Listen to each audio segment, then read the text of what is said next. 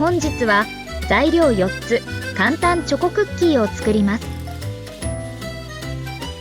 今回使った材料は、チョコレート 10g、水 10g、ラカンカ 3g から 5g、おからパウダー 5g、チョコレート 10g、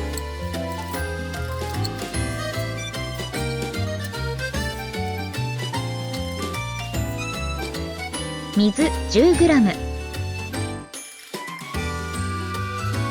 ラカンカ 3g から 5g、600W の電子レンジで20秒から30秒加熱します。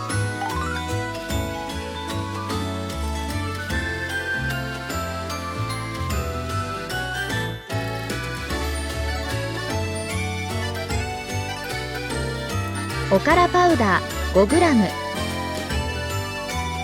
しっかり混ざったら生地の完成です。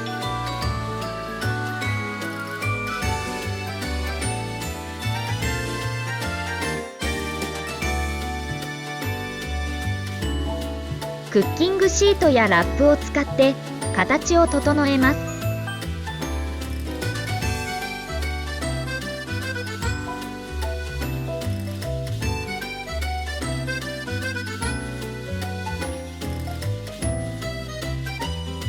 600W の電子レンジで30秒から40秒加熱します。